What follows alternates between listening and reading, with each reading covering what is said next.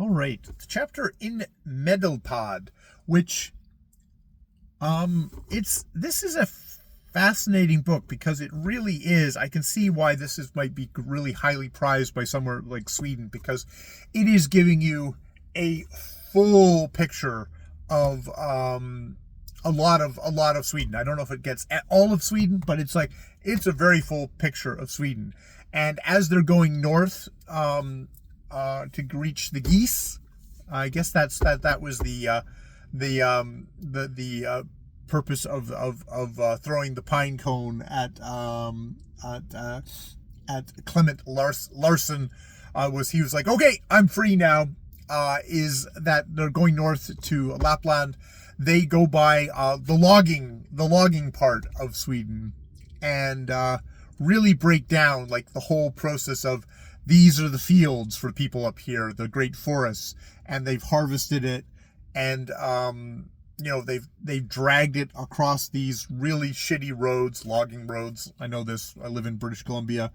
To the rivers, got them into the river, down the river to mills, to kind of turn things into planks, down to the great wealth that all this is bringing. As again, British Columbia, it's a resource. This is the resource area, and this is where their wealth is coming from. Is harvesting, is chopping down all these trees, and getting all the way to the logging towns. Basically, they're Vancouver or whatever.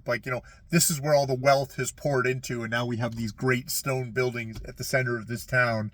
And across the bay, we've got yet more and more mills.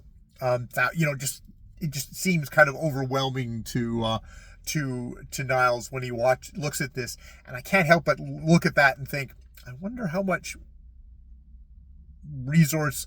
I wonder how much Sweden still harvests its logs, or did they just fucking log themselves out of business? Which is somewhat sometimes you think about British Columbia.